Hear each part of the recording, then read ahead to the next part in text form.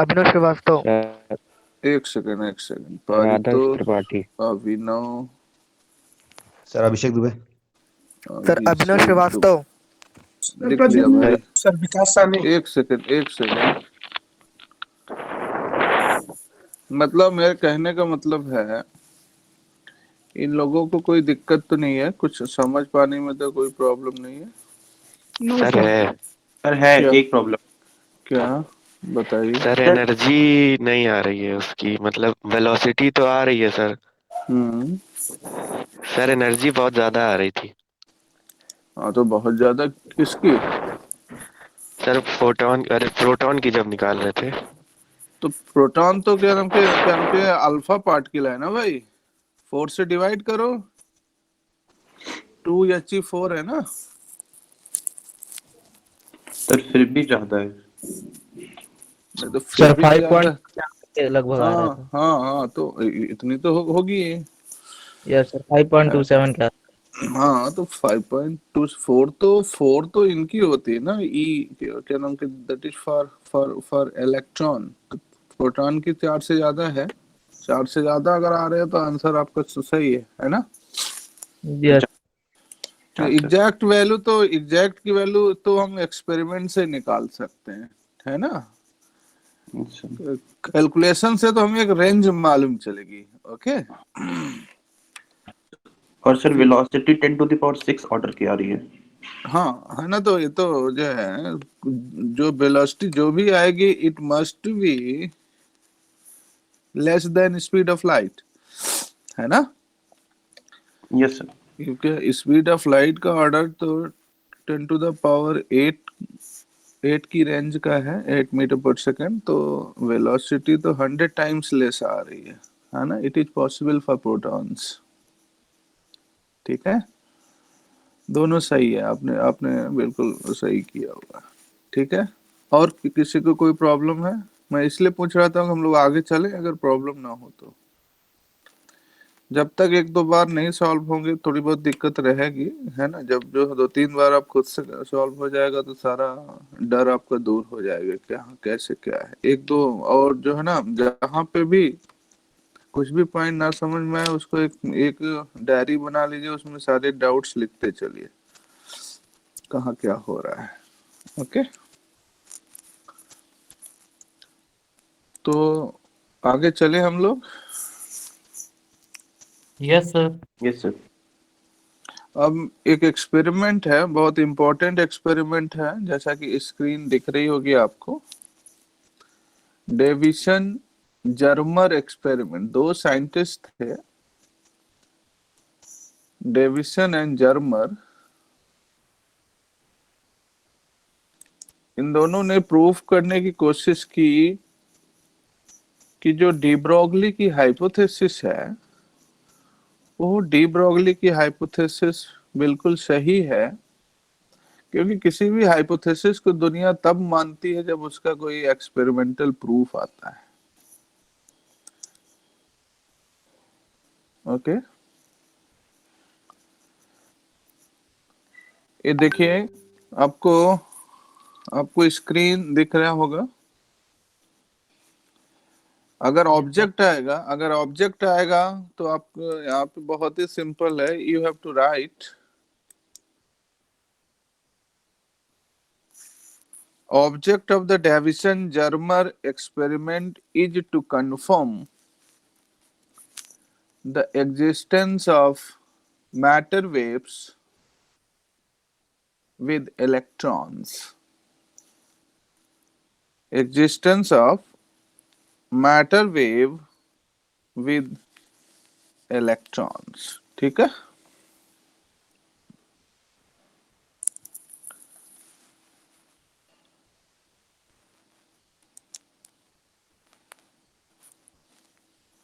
अब इसके लिए इनका एक्सपेरिमेंटल सेटअप देखिए। एक फिलामेंट इन्होंने लिया, एक फिलामेंट लिया गया है।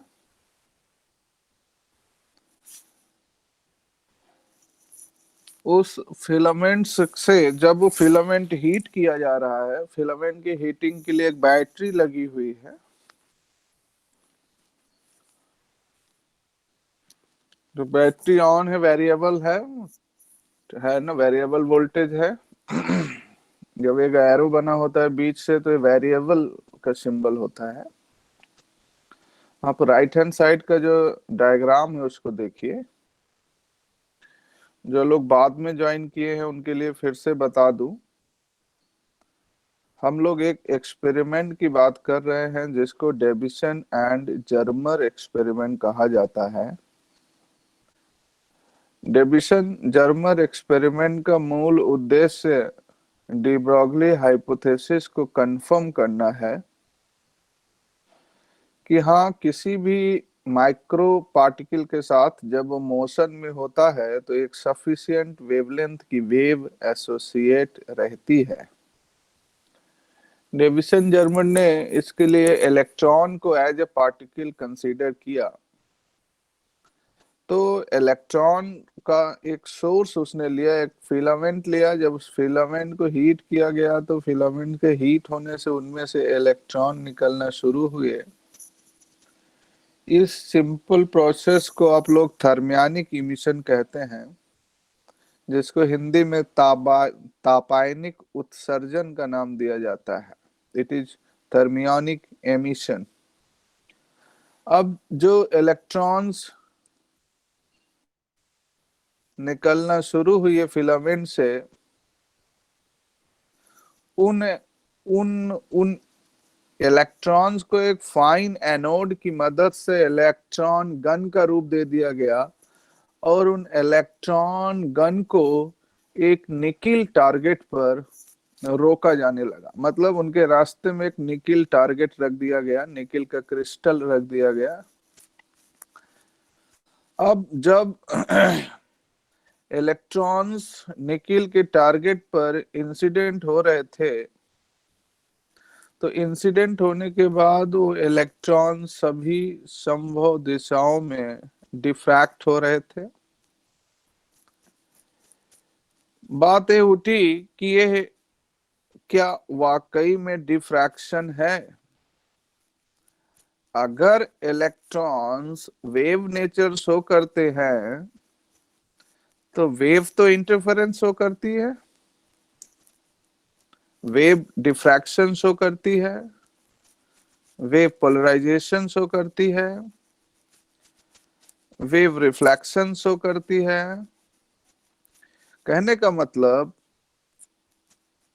इलेक्ट्रॉन्स अगर पार्टिकल नेचर रखते हैं तब तो इलेक्ट्रॉन का मास, एनर्जी, मोमेंटम, ये सब हम लोग, जैसा कि डी ब्रॉगली ने अपने हाइपोथेसिस में बताया, उसको मान सकते हैं। लेकिन अगर इलेक्ट्रॉन वेव नेचर रखते हैं तो इलेक्ट्रॉन को तो डिफ्रैक्शन शो करना चाहिए फिर, है ना, जैसे वेव शो करती हैं। तो ये शो करने के लिए कि इलेक्ट्रॉन्स जो डिफ्रैक्ट हो रहे हैं वो वाकई में ऑप्टिकल प्रॉपर्टी है, इसके लिए उन डिफ्रैक्टेड इलेक्ट्रॉन्स को एक सिलेंडर में इकट्ठा किया जाने लगा, जिसको आप यहाँ पर फैराडे डिटेक्टर के नाम से जानते हैं। It is called as Faraday cylinder और it is used as electron detector. क्यों? क्योंकि इसी फैराडे सिलेंडर में अगर आप एक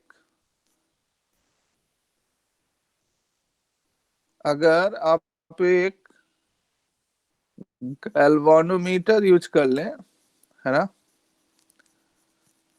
तो गैल्वानोमीटर इलेक्ट्रॉन की प्रेजेंस को भी रिप्रेजेंट करेगा कि इलेक्ट्रॉन्स कितना सिलेंडर में आ रहे हैं। क्रिस्टल लैटिस से इलेक्ट्रॉन्स का जो डिफ्रैक्शन है वो 65 डिग्री पर है।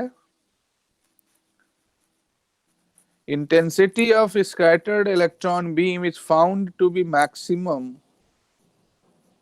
at a particular angle of scattering 50 degree and acceleration potential is 54 volt.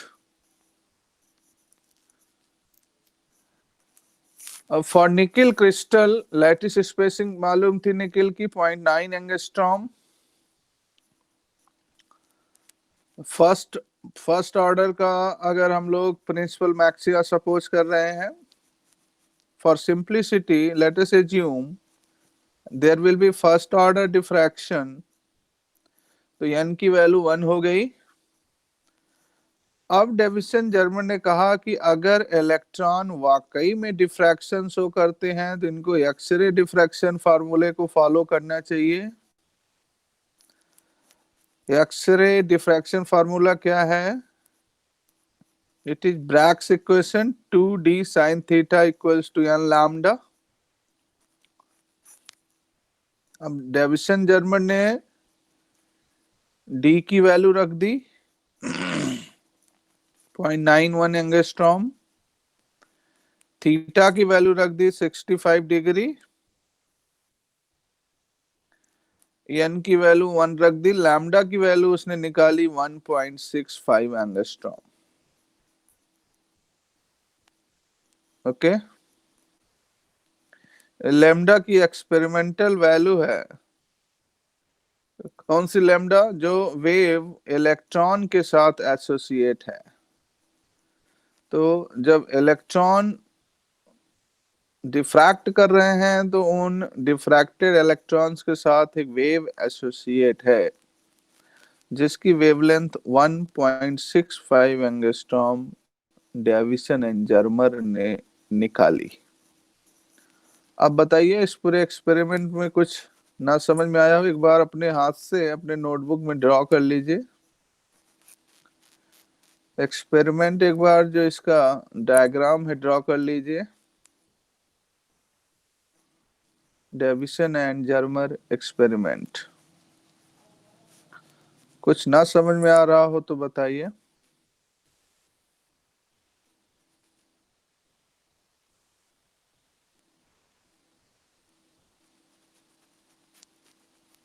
सुन पा रहे मेरी आवाज? Yes, sir. I am audible to you all?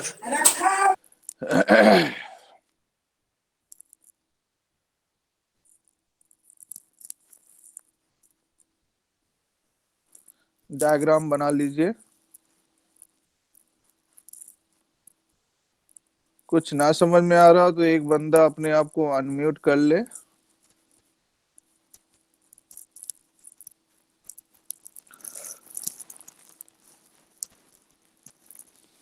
अब एक्सपेरिमेंट आपके कोर्स में नहीं है कि आपको मैं लैब में डेविसन जर्मर एक्सपेरिमेंट दिखा सकूं,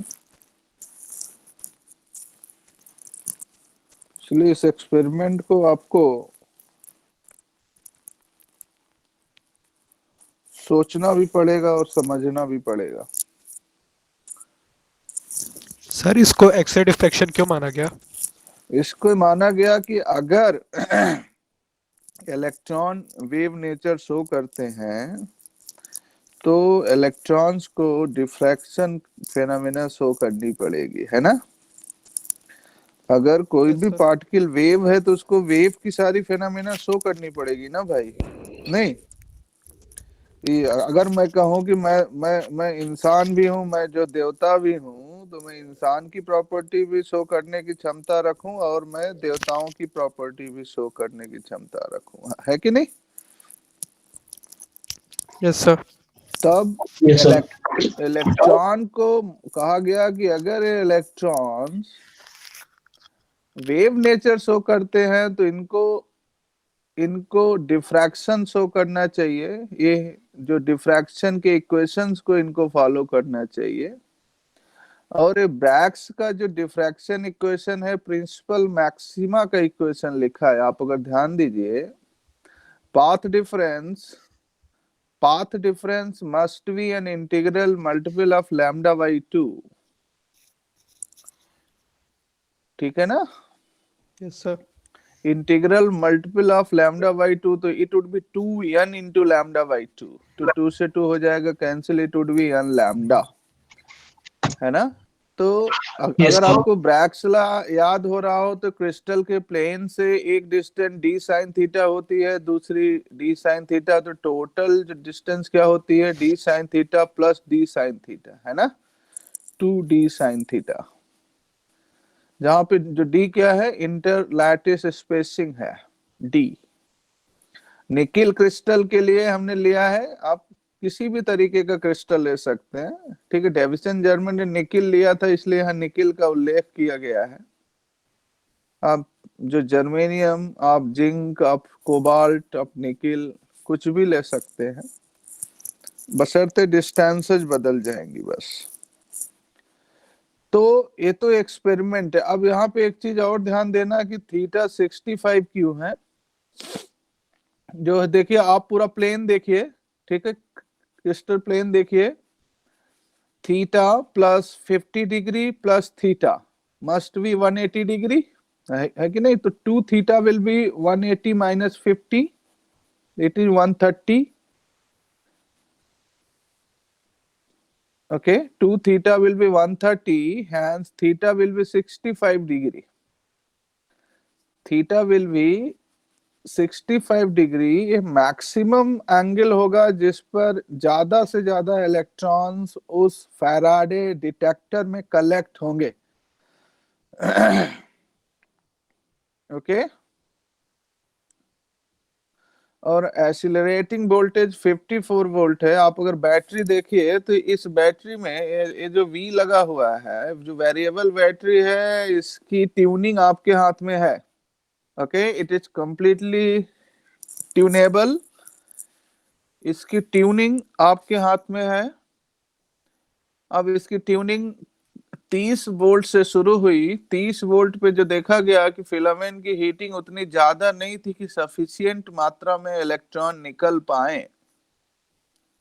जब तक इसकी थ्रेशोल्ड लिमिट नहीं आएगी तो ये पाया गया कि 54 वोल्ट पर मैक्सिमम इलेक्ट्रॉन्स फिलामेंट से निकल करके निकिल क्रिस्टल पर टारगेट हो रहे थे।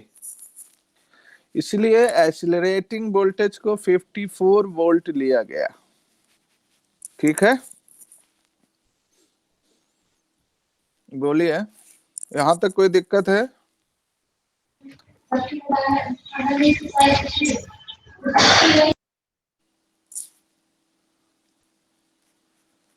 अब ये तो एक्सपेरिमेंट की बात हो गई, ये एक्सपेरिमेंट की बात हो गई। अब थ्योरी क्या कहती है, अगर 54 वोल्ट एक्सीलरेटिंग पोटेंशियल है तो lambda should be 12.27 upon under root 54 volt.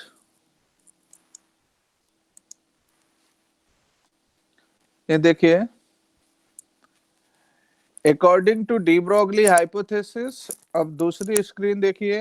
According to de Broglie hypothesis, de Broglie hypothesis से जो इलेक्ट्रॉन का वेवलेंथ निकल के आया है, it is lambda equals to h upon under root 2 MEV।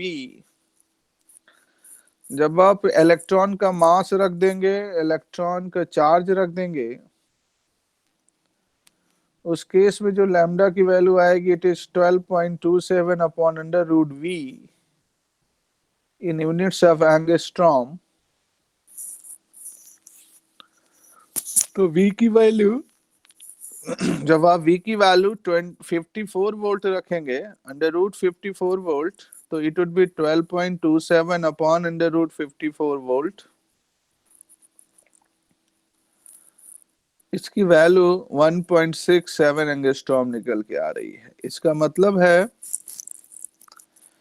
Experiment और थियरी, डी ब्रॉगली की hypothesis और डेविसन जर्मर का एक्सपेरिमेंट लगभग समान वेवलेंथ बता रहा है इलेक्ट्रॉन्स के लिए। इसलिए डी ब्रॉगली की हाइपोथेसिस को कंफर्म किया गया कि हाँ, जो डी ब्रॉगली की बात वाकई में मानने लायक है कि हर मूविंग इलेक्ट्रॉन के साथ एक वेव एसोसिएट होती है, जिसको मैटर वेव या डी ब्रॉगली वेव का नाम दे सकते हैं। इन डी ब्रोगली वेव की वेवलेंथ एक्सपेरिमेंटली और हाइपोथेटिकली दोनों बराबर हैं। अब अलग अलग वोल्टेज के लिए अलग अलग इंटेंसिटी निकाला डेविसन जर्मन ने। 44 वोल्ट से उसने इंटेंसिटी का पैटर्न पढ़ना शुरू किया। किनकी इंटेंसिटी की बात हो रही है? इंटेंसिटी जो स्कैटर्ड इलेक्ट्रॉन है, उन स्कैटर्ड इलेक्ट्रॉन की इंटेंसिटी की बात हो रही है। ओके, इंटेंसिटी उन स्कैटर्ड इलेक्ट्रॉन की इंटेंसिटी की बात हो रही है।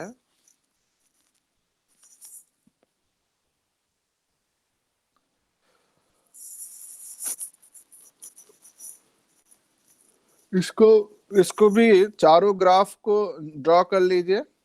44, 48, 54, 64 वोल्ट पे।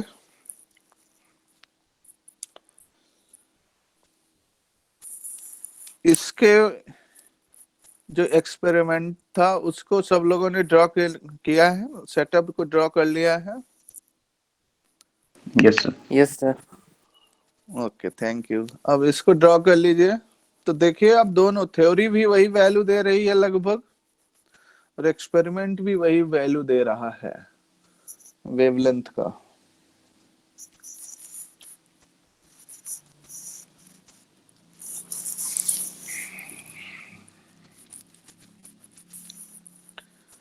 ठीक है,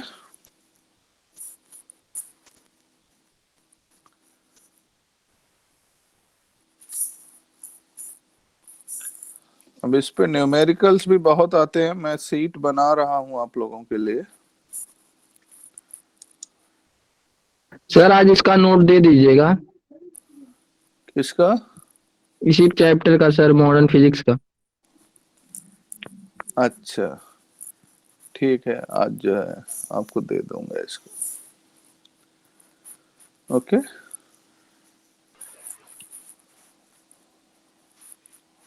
इतना हो गया है। अब इसको जरा 1-2 मिनट के लिए रिकॉल करिए, फिर से एक बार रिवाइज करिए अपने आप। कोई दिक्कत हो तो मुझे इन्फॉर्म करिए।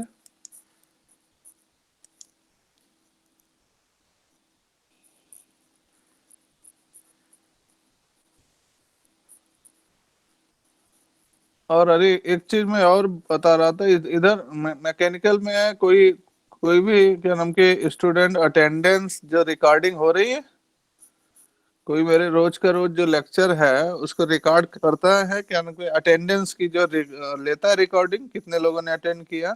सर अमृतांशु को आपने बोला था करने के लिए। अमृतांशु ले रहा है। अमृतांशु आज नहीं आया क्या? Amritanshu, are you there?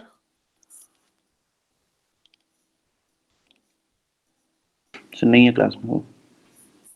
आज नहीं है तो परितोष आप नोट करो, आप जो रिकॉर्ड कर लो, है ना? कर लिया सर। ओके, तो जितने नाम इसमें करीब 50 नाम आ रहे हैं, 50 में 2-3 नाम में तो मैं ही जुड़ा हूँ, करीब 47 स्टूडेंट्स होंगे। ओके, 47 का एक बार फोटो, और तुम जो है, तुम क्या नाम के, तुम और जो दोनों मिल करके नोट कर लिया करो, राइट? मेरे पास इसमें ऑप्शन तो आ रहा है लेकिन कभी कभी डाउनलोड नहीं होती सीट। ओके, तो दिक्कत ना हो इसलिए नोट कर लो।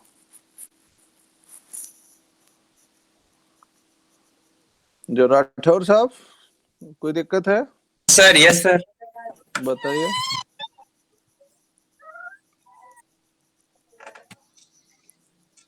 सर आ रहा है समझ में सर। आ रहा है समझ में? Yes sir. जो डेविसन जर्मर एक्सपेरिमेंट है, ये आ रहा है? यस सर, आ रहा है सर। सर एक क्वेरी है। हाँ श्रुति, बताओ क्या क्वेरी सर है? एक्चुअली हमने जब पढ़ा था तो उसमें लिखा था कि सर उसके बीच में, एक्सपेरिमेंट के बीच में एक एक्सीडेंट हुआ था, उसके वजह से मतलब पूरा जो सेटअप था वो ऑक्सीडाइज हो गया था, जो निकल क्रिस्टल था। हाँ हाँ, बाद सर उसे हम लोग ने रिड्यूस कराया था बेक कराकर। तो सर मुझे ये पूछना था, अगर हम लोग रिड्यूस नहीं कराते तो क्या वो मतलब हमारा एक्सपेरिमेंट का जो रिजल्ट था वो सेम आता? किसके क्या नाम के एक्सपेरिमेंट की बात कर रही हैं आप? सर यही जर्मर एक्सपेरिमेंट। जो डेविसन जर्मर में क्या है कि टारगेट आप बदल सकती हैं। टारगेट के बदलने से एक्चुअली क्या होगा ना कि एंगल ऑफ डिफ्रैक्शन का डिफरेंस आएगा, है ना। Yes sir. ऑक्सीडाइज्ड प्लेट्स होंगी, ऑक्सीडाइज्ड एटम्स होंगे, तो उनकी इंटर एटॉमिक डिस्टेंसेस चेंज हो रही होंगी। तो डिस्टेंसेस के चेंज होने से थोड़ा सा डिफरेंस वेवलेंथ पे आएगा, लेकिन कॉन्सेप्ट हमारा वही रहेगा, है ना। कॉन्सेप्ट है कि अगर इलेक्ट्रॉन डिफ्रैक्शन फार्मूला को फॉलो कर रहे हैं, इसका मतलब है उनके अंदर वेव नेचर है। यस ठीक है ना श्रुति? Yes sir. अब वेव नेचर है तो वेवलेंथ होगी, यस है सर। ना। अब उस वेवलेंथ को हम निकालने की बात करते हैं, ठीक है। Yes sir.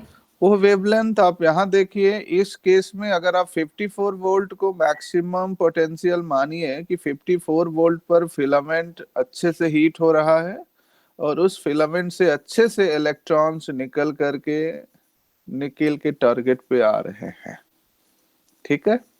यस तो सर। 54 वोल्ट के रिस्पॉन्स में करीब वेवलेंथ 1.6 के ऑर्डर की आनी चाहिए, 1.6 एंगस्ट्रॉम, यस सर। जो कि आ रही है, ठीक है ना, दोनों केसेस में। Yes sir. इसीलिए हम जो एक हाइपोथेसिस थी, उस हाइपोथेसिस को हम वैलिड कर सकते हैं कि नहीं इस हाइपोथेसिस में दम है, पूरी तरीके से हाइपोथेसिस बकवास नहीं है। Yes sir. ठीक है ना। Yes sir. हर मूविंग इलेक्ट्रॉन के साथ एक वेव एसोसिएट है, ठीक। Yes sir.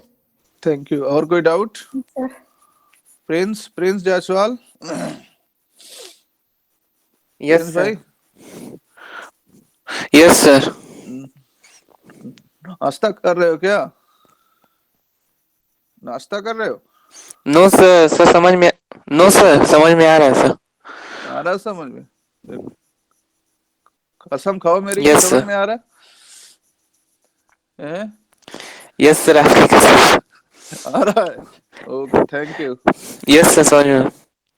देखिए, अब जो न्यूमेरिकल्स बनते हैं वो lambda equals to H upon √2 MEV पे बनेंगे, या lambda equals to 12.27 upon √V angstrom पे बनेंगे। दूसरी इंपॉर्टेंट चीज मैं आपसे ये बता रहा था कि जो डी ब्रॉगली वेवलेंथ की वैल्यू है, it is inversely proportional to square root of potential, applied potential, ठीक है।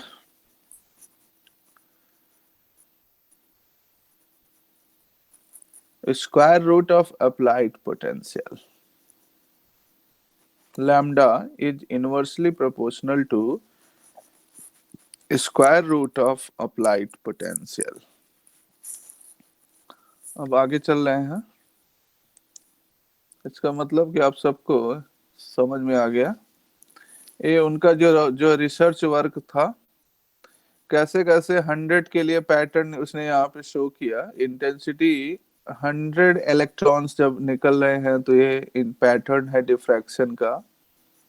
जब 3000 है इलेक्ट्रॉन्स तो ये पैटर्न है। अब देखिए, जब 70,000 है तो ये पैटर्न है इलेक्ट्रॉन्स का।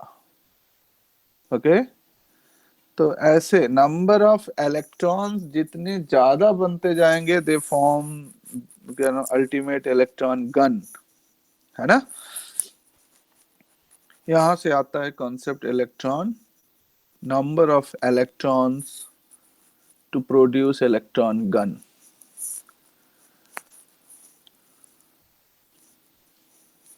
अब इसके बाद वेव फंक्शन की बात आई। श्रोडिंगर वेव इक्वेशंस हैं आपके कोर्स में, बहुत इंपॉर्टेंट इक्वेशन है। और श्रोडिंगर ने ही वेव फंक्शन का कॉन्सेप्ट दिया। बहुत इंटरेस्टिंगली उसने वेव फंक्शन को कोरिलेट किया। उसने कहा each particle is represented by a wave function.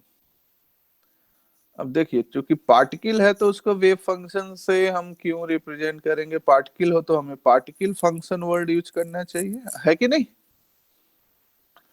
लेकिन नहीं, चूंकि एक पार्टिकल पार्टिकल भी है, पार्टिकल वेव भी है, इसीलिए उस पार्टिकल के साथ वेव फंक्शन की बात की गई। उसने कहा कि वेव फंक्शन किसी भी पार्टिकल की कंप्लीट प्रॉपर्टी को रिप्रेजेंट करेगा। कंप्लीट रिप्रेजेंटेशन को बताने के लिए आपको उस पार्टिकल के साथ जो वेव एसोसिएट है, उस वेव का वेव फंक्शन पता होना चाहिए। उसी वेव फंक्शन को साई से रिप्रेजेंट करते हैं। उसी वेव फंक्शन को साई से रिप्रेजेंट करते हैं। ठीक है, wave function basically complex quantity है। It is a complex quantity. Note कर लीजिए इसको, नोट कर लीजिए, इनकी प्रॉपर्टीज नोट कर लीजिए। केवल जो डिक्टेट करने का कोई मतलब नहीं है, तो सब इंपॉर्टेंट चीजें लिखी है हमने। अब मैकेनिक्स में, क्लासिकल मैकेनिक्स में जो रोल न्यूटन्स के लॉज का है, ओके, क्लासिकल मैकेनिक्स में जो रोल न्यूटन के लॉज का है, न्यूटन के नियम का है, क्वांटम मैकेनिक्स में वही रूल, वही वैल्यू, वही दम श्रोडिंगर वेव इक्वेशंस का है। ओके, समझ पा रहे हैं मेरी बात?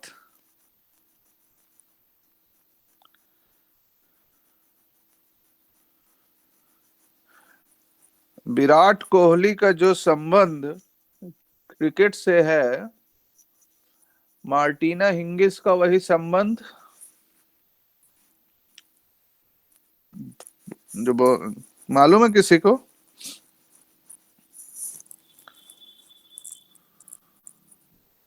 आवाज आ रही मेरी?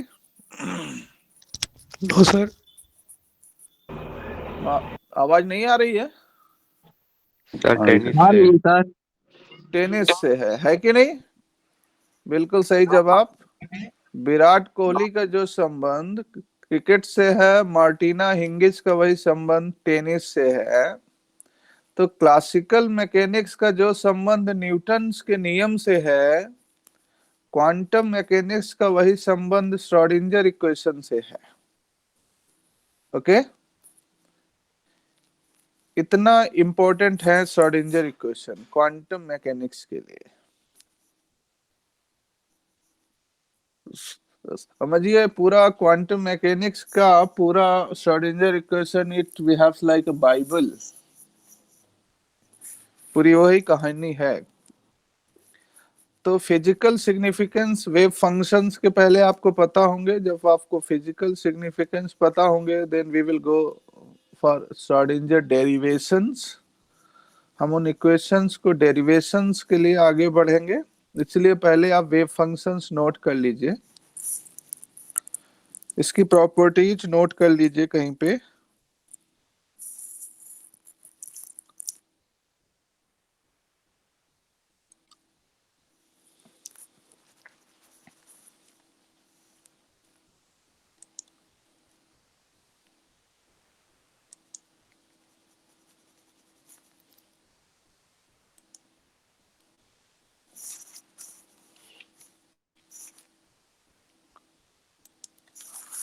नोट करिए जल्दी।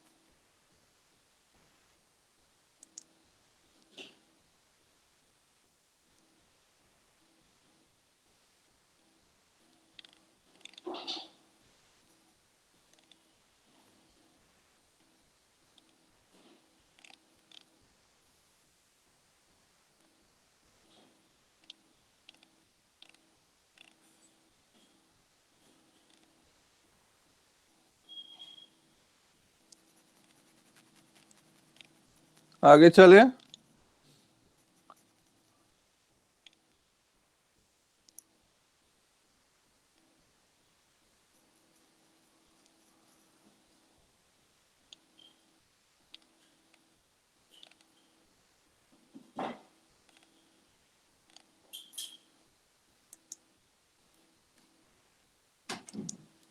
नेक्स्ट पॉइंट है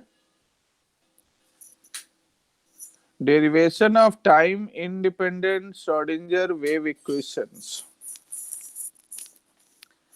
Derivations of time independent Schrodinger wave equations.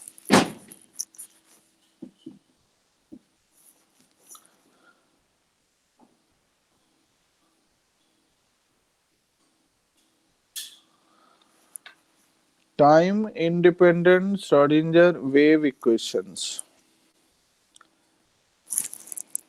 इसके लिए लिखिए let us suppose, let us consider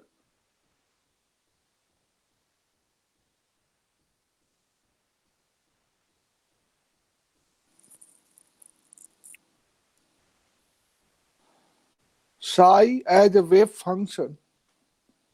Let us consider psi as a wave function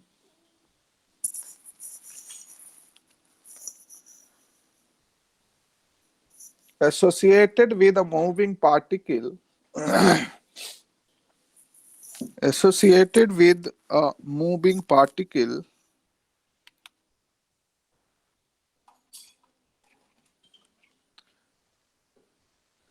associated with a moving particle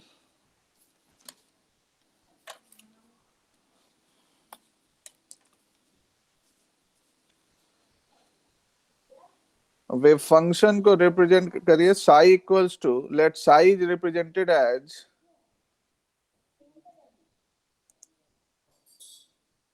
e to the power I kx minus omega t.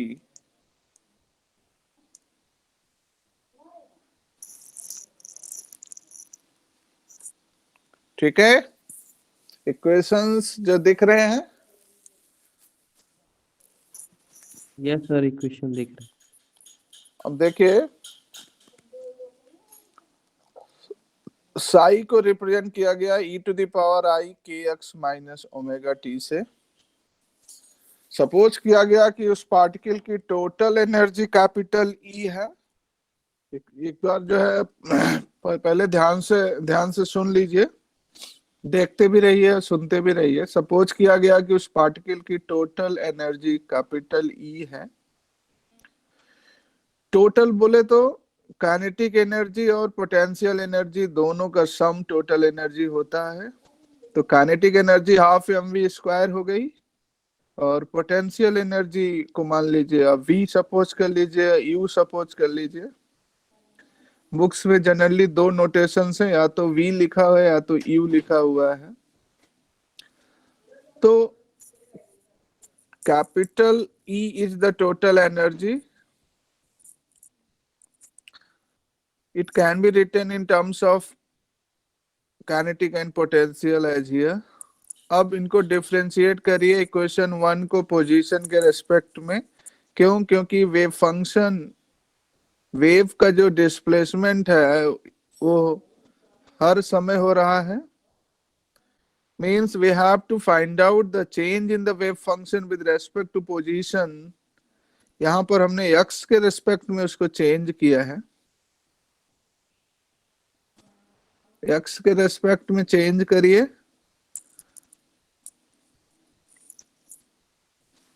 Del psi upon del X की value निकालिए।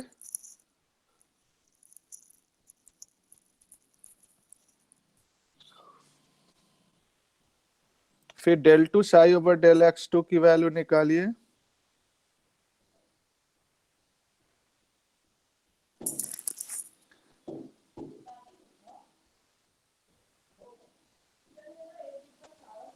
और उन values को momentum वाले equation में substitute होना है।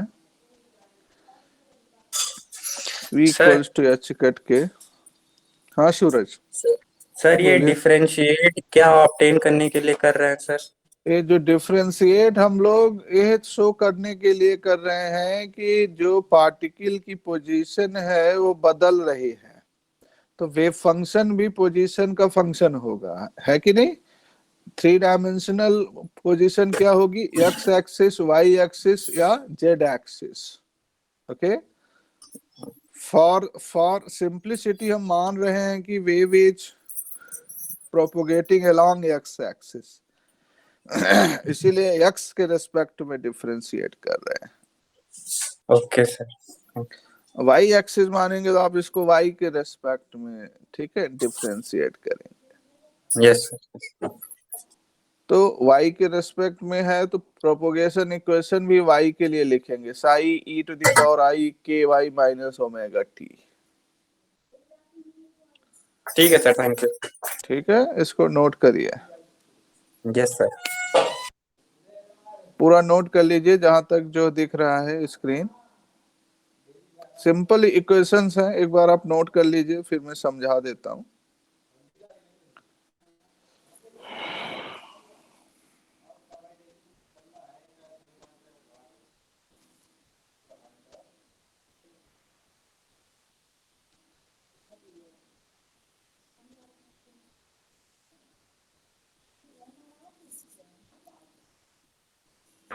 Sir T constant लेंगे क्या सर? क्योंकि फर्स्ट डे जब टी साई अपॉन डीएक्स किया सर, उसमें D T by D x नहीं आ रहा है सर। सर मैंने क्या तो आ रहा है तो जो फर्स्ट डेरिवेटिव किया सर उसमें सर टी कांस्टेंट है क्या सर? हाँ भाई, जब पोजीशन के लिए लेके चल रहे हैं तो टी कांस्टेंट ट्रीट करेंगे ना यार।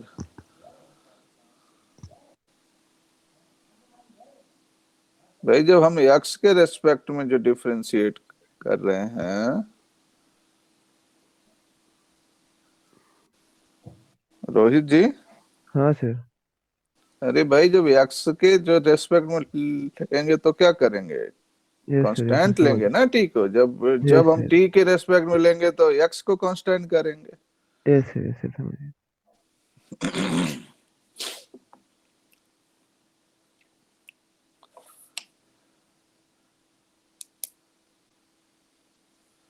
बाकी जो एक ई बुक हमने जो डाला हुआ है उस पे, उस ई बुक में भी बहुत इजी तरीके से श्रोडिंगर डेरिवेशंस हैं, वहां से भी देख सकते हैं आप श्रोडिंगर इक्वेशंस के डेरिवेशंस।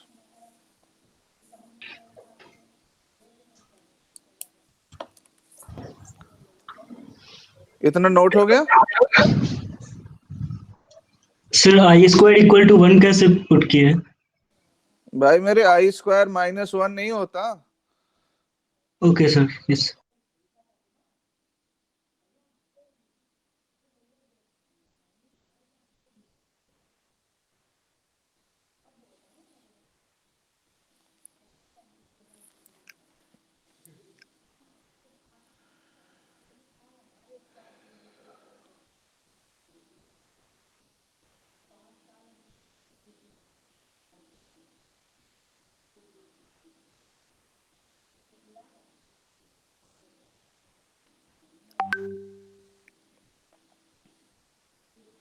आगे चले।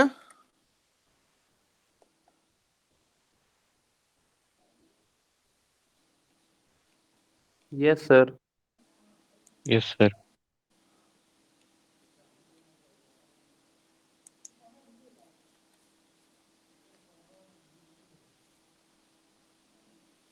दूसरा पॉइंट जो है बता रहा हूं।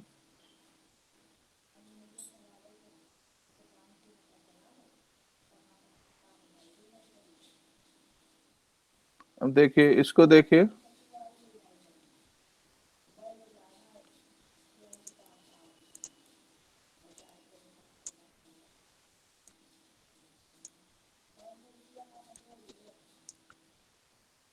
पी स्क्वायर साई हो जाएगा। अब it would be minus H cut square del two psi over del x square. तो अब आप ई की वैल्यू को लिखिए इधर, फ्रॉम इक्वेशन 2 की मदद से दोनों तरफ साई को मल्टीप्लाई कर दीजिए।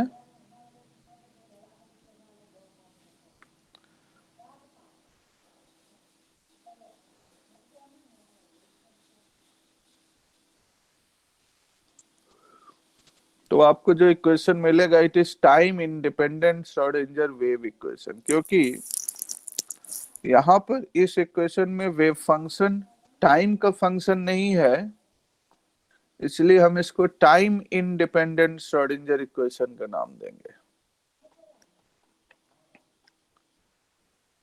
ठीक है, it is time independent Schrodinger wave equation.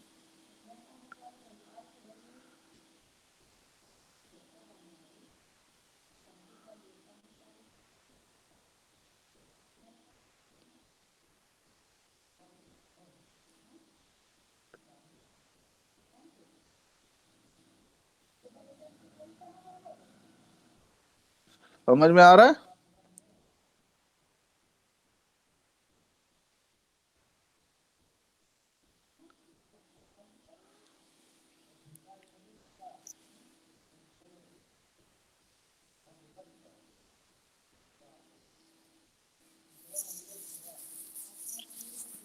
बोलिए, मैं कह रहा हूं कि डेरिवेशन आ गया, समझ में आ रहा है नहीं आ रहा है? आ गया सर। ओके, इतना टफ डेरिवेशन तो नहीं है, केवल फर्स्ट एक बार और जो है 2 बार करके उसकी वैल्यू पुट कर देनी है। वैल्यू पुट करने के बाद you have to replace 1.3 with the help of 2.1, आपको रिजल्ट मिल जाएगा। चूंकि ये result time independent wave equation के नाम से जाना जाता है। क्यों? क्योंकि साई टाइम का फंक्शन नहीं है। इस पूरे इक्वेशन में हमने कहीं भी वेव फंक्शन को टाइम का फंक्शन नहीं माना है, इसीलिए श्रोडिंगर ने इस इक्वेशन को टाइम इंडिपेंडेंट वेव इक्वेशन का नाम दिया। Okay, it is time independent Schrodinger wave equation. अब उसके नीचे नेक्स्ट पॉइंट करिए, derivation of time dependent Schrodinger equation.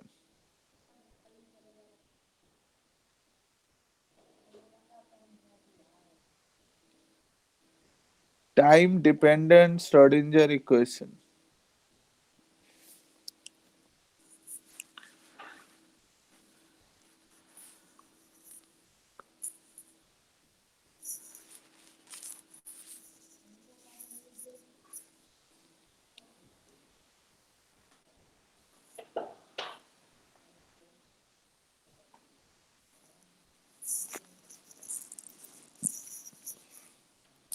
इसमें देखिए साई को वेव फंक्शन को टी के रेस्पेक्ट में डिफरेंशिएट किया है। Del psi over del T की वैल्यू हम लोगों ने निकाला है नहीं?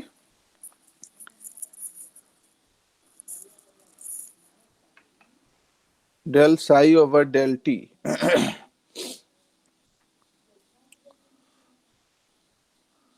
फिर दोनों तरफ सिंप्लीफाई किया है, सिंप्लीफाई करके माइनस आई से मल्टीप्लाई किया है।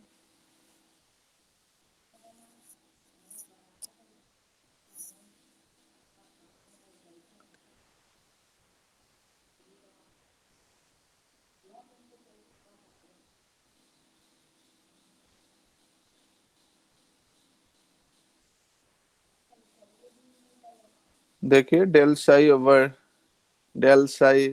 Del T minus I omega psi. Then from equation two से आपको पता है you have E equals to H nu. ठीक है ना? एच न्यू को आप एच कट ओमेगा भी लिख सकते हैं।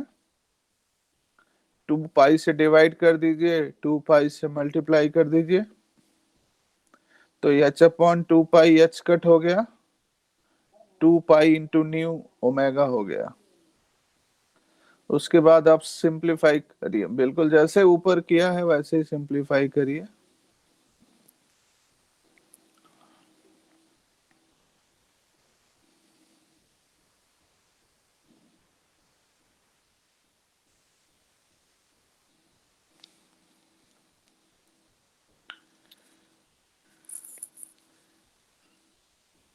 नोट कर रहे हैं नहीं कर रहे हैं? यस सर कर रहे हैं। Yes sir. Okay okay okay, thank you.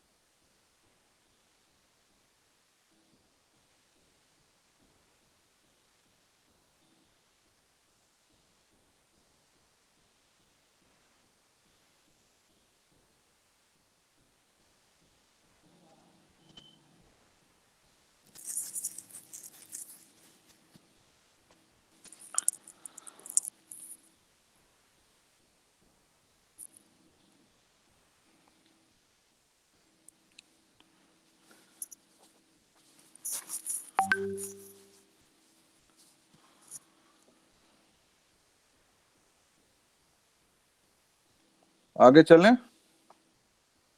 इतना नोट हो गया सभी का?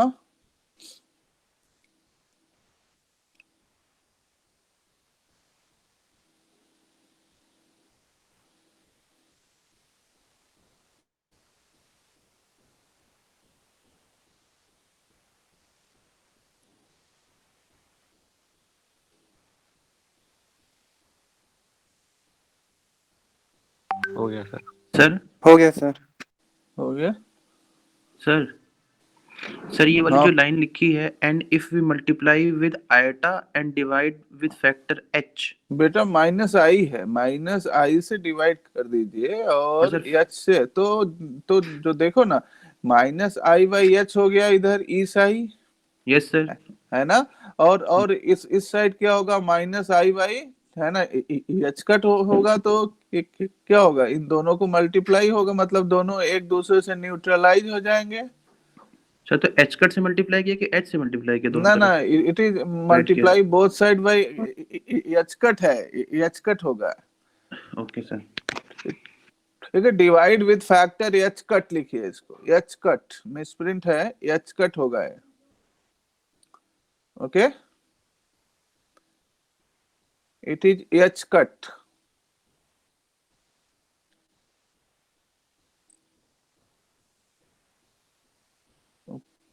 परितोष समझ गए? It Yes, is sir. Yes, H sir. Cut, it is Yes, sir. H cut. Yes sir. तो यहां से आपको मिला del psi over del T equals to minus I omega psi, है ना।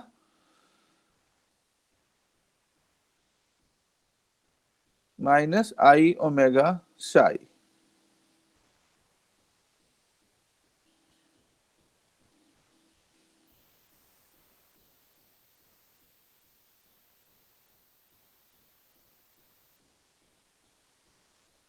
आगे चले, फिर यहां से जो है you have the value of del psi over del T I H cut del psi over del T. अब टाइम इंडिपेंडेंट वाले में आप ई साई, जहां जहां ई साई था ना, you have E psi equals to minus h cut square upon 2m del 2 psi over del x square plus u psi। इसी में E psi की value I h cut del psi over del t लिख दीजिए, I h cut del psi by del t। तो ये function is a function of time, तो इसको time dependent Schrodinger equation कहते हैं। Time dependent Schrodinger wave equation.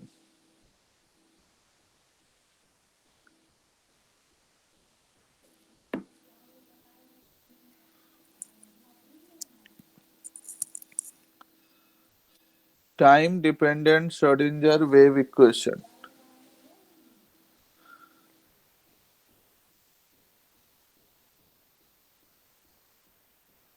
ठीक है, आई ई साई की जगह जो टाइम इंडिपेंडेंट वाला इक्वेशन था, E psi equals to H cut minus H cut square upon 2m del 2 psi over del x square plus U psi. इसी इक्वेशन में ई साई की प्लेस पे आप लिख दीजिए I h cut del psi over del t. Okay. अब time dependent Schrodinger wave equation हो गया.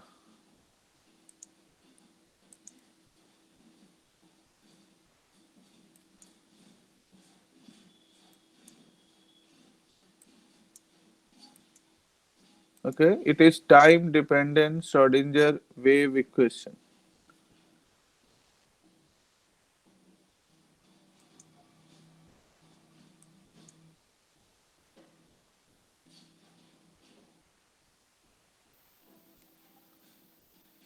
ठीक है ना? बस यहीं तक रुकते हैं. यहां तक सब लोग नोट कर लीजिए.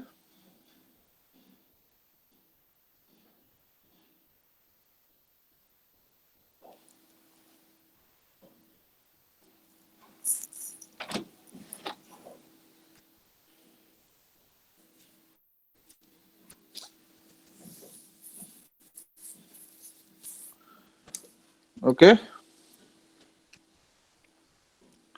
यहां तक नोट कर लिया.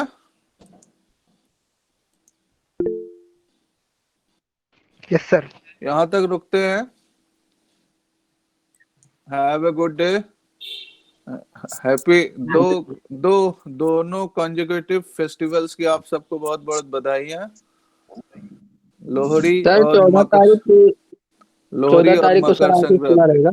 हाँ, सारे ऑफिस खुले हैं. वेबसाइट पे जाकर के छुट्टी का कैलेंडर नोट कर लीजिए. छुट्टी का वेबसाइट पे वही छुट्टियां आपके लिए ऑथराइज्ड हैं. सर ये अनरिस्ट्रिक्टेड हॉलीडे कौन से हॉलीडेज होते हैं?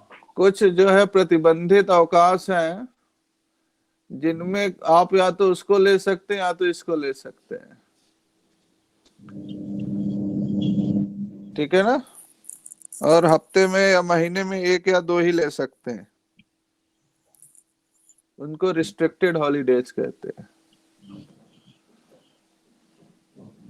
ठीक है वर्मा जी, आए समझ में? रिस्ट्रिक्टेड का मतलब है कि प्रतिबंधित हैं वो. Yes sir. सारी छुट्टियां नहीं ले सकते. उनमें से कुछ छुट्टी आप लेंगे, कुछ आपका दूसरा साथी लेगा. ठीक है? ऑफिस पूरी तरीके से खाली नहीं रहना चाहिए, है नहीं? आधे क्लास चलेगा क्या? अरे यार, सर? क्लास चलेगा? ये भी कोई पूछने वाली बात है भाई. जायसवाल जी, यस सर. ये कोई पूछने वाली बात है? जब छुट्टी जो नहीं है तो क्या चलेगा? फिर क्लास नहीं चलेगा तो क्या चलेगा? Okay, bye, have a good day. Thank you sir. Thank you sir. Thank you sir.